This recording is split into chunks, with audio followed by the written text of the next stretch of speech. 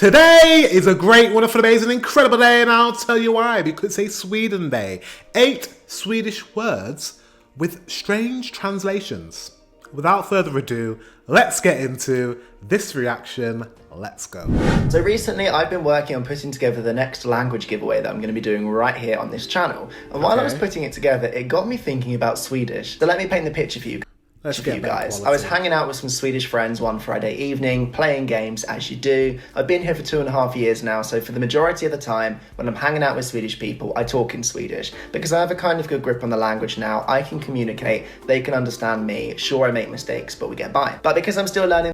That's pretty good. Like, the fact that he can communicate is great. The language, my vocabulary has some gaps in it. And occasionally, of course, we reach a word in the conversation that I just can't translate. And I have to ask one of my friends, what was that you just said? What does that mean? And sometimes when they try and translate those words back for me, we realize just how literal the Swedish language is. And it was at that moment I just knew this video had to happen. It was too good an opportunity to miss. I could not pass up on the opportunity. So today we're going to be talking about some of the words in Swedish that when you try and work out how they put them together, you can't help but laugh. And of course, as you guys know by now, I love Sweden, I love the language, so this is only intended as a bit of fun, but I couldn't help myself. We had to dig into some of these words and work out...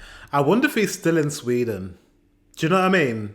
Because he doesn't do videos anymore, doesn't make videos anymore, even though he has great videos. He stopped making them.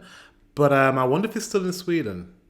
I'd like to know that. Where the hell they've come from. And then I realised that I've got the best source of inspiration out there, you guys of course, so I hopped over onto my Instagram account and I said, guys, you need to tell me what are some of the words and phrases that when you translate them from Swedish to English, they get absolutely lost in translation. And today I've picked out some of the very best of those suggestions and I'm going to be sharing them with you right here in this video. I hope you're ready. This video is about to get out of hand. I'm ready.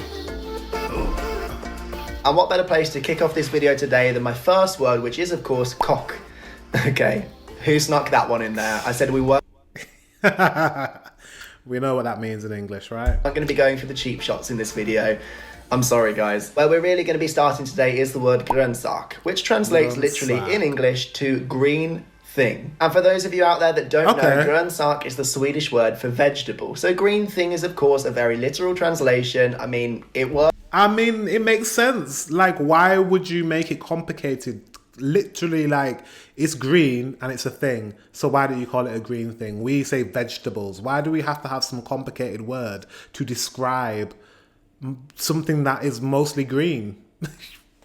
Swedes, you've got... Listen, your language makes more sense. It works, I can't really deny them that, but at the same time, I mean, kids already hate vegetables enough, so by calling it a green thing, do you not make the situation just 10 times worse? And I mean, I can't fault them because it is exactly what it says on the tin, but that said, you have to agree with me that the word thing is probably the least descriptive word in the dictionary. I mean, would it not have been more appropriate to use the word green food? At least I would have told you that you're supposed to eat this stuff. The second word that earns its place in this video today is dammsugare, which literally means dust sucker. And I'm sure that there's lots of you out there right now who are conjuring up all sorts of weird and wonderful ideas of what a dust sucker could possibly do.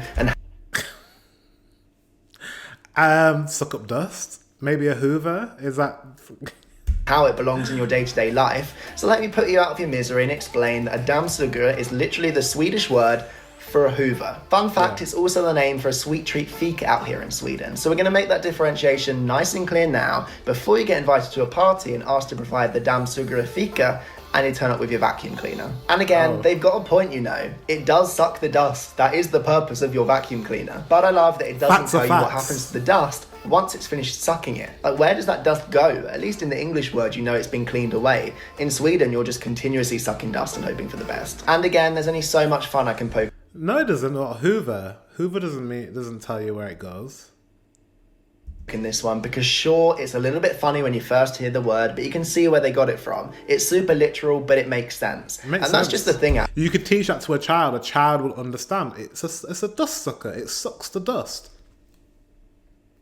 Very easy for children to learn. Actually, because here in Sweden, they will tell you that the difference between English and Swedish is that Swedish is super literal, and at least they get to the point. And they'll tell you that Swedish just doesn't beat around the bush. It's exactly what it says on the tin, and if you break down the words into their constituent parts, you can see the golden thread. You can see where they got to the conclusion they did. It might be literal, but it makes sense. And before you get too smug, let me just stop you in your tracks because I beg to differ. Listen to the next little words I got coming your way. The first of which is studsmatta, which means bouncy castle.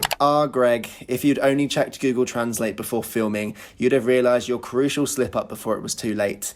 Because let me tell you what, ladies and gentlemen, studsmatta is the Swedish word for trampoline and not bouncy castle. But we are where we are, so grab your schnapps, everyone, and prepare to do a shot every time I screw this up. But if you break down that into its constituent parts, the word I like the post edit.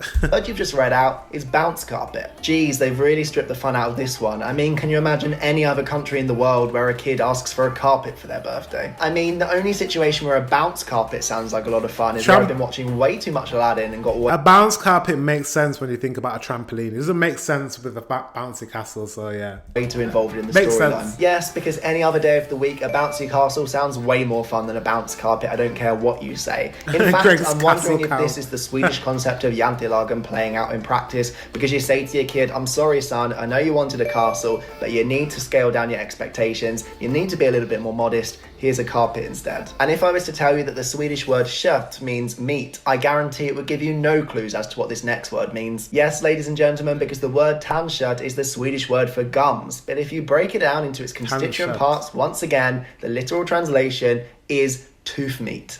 Sounds tasty, doesn't it? I mean, is this something that's destined for the top of my pizza or something that I accidentally get stuck in between my teeth? Either way, I have to admit that tooth meat...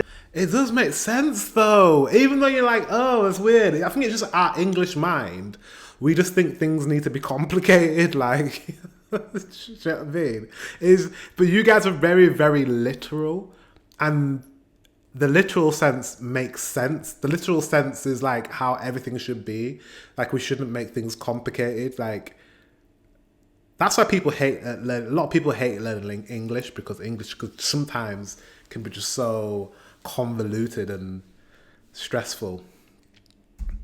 Meat does not sound pleasant, and I'm not sure I want it anywhere near my mouth. Our next word is something that you will get very familiar with having at breakfast time here in Sweden. I mean, not that you would be able to work that out from the word. Yes, because if you would like to start your day the right way with a nice sandwich, the word you'll be reaching for in Swedish is smörgås, which literally translates to butter goose. Yeah, I'm not sure how they can claim this one is literal. I mean, I see the butter, but then I lose you when we get to the goose. Why is there a goose involved in my breakfast? If anything, it sounds like something you might expect to see on a new age Indian restaurant's menu, where they're trying to be all chic and trendy, so instead of serving you a butter chicken, you get a butter goose with rice. Either way though, I'm not sure it's something I want to be presented with at 8 o'clock in the morning with my coffee. And moving away from our dear friend the butter goose, we arrive at the word that the Swedes created to try and describe a placenta. Yes, because I would ask you to remember that next time you are delivering your baby and they ask you to cut that tube between the placenta and the baby, what you're actually cutting is the link to the moderkaka or the mother cake. I mean, is anyone else seeing intergalactic images of the Star Wars... You call it the mother's cake. mothership flying through the skies in Revenge of the Sith, or is that just me? And maybe in some weird, twisted parallel universe, you could say that in a way it is fighting intergalactic criminals, but you can also eat it because it's a cake. And I guess they're not wrong there either, because of course you can eat a placenta. I'm not sure if I'd want to, but it is possible. But that said, this is just another example of when the Swedes liberally apply the word cake for things that really don't deserve to be labelled. I mean, yeah, it's not a cake. But yeah, placenta is supposed to be like very nutrient, right? I don't know why. I don't know who figured out you could eat it though. That's a bit weird, isn't it? You know, when things people find how to, someone would have had to have had it for food as food to know that it was edible, which grosses me out a little bit. Who's thinking when a baby's born, oh, I'm gonna eat its placenta? That's weird. That's fucking weird. Labelled as cakes. Really weird. I mean, smörgåstårta to anyone? It's not the concept itself that I have the trouble with, it's the fact that you call it a cake. And the same thing here, a moderkaka is not a cake. And sticking with the female body, the only place that I could really rightfully end this video today is Vårtgården. Oh, give me strength. How am I supposed to describe this one? So we've heard of a nipple, right, boys and girls?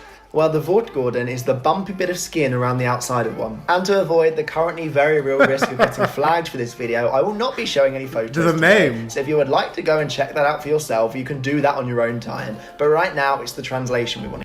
There's a name for the bumpy part around the nipple? That's weird. Is it that? Why would you?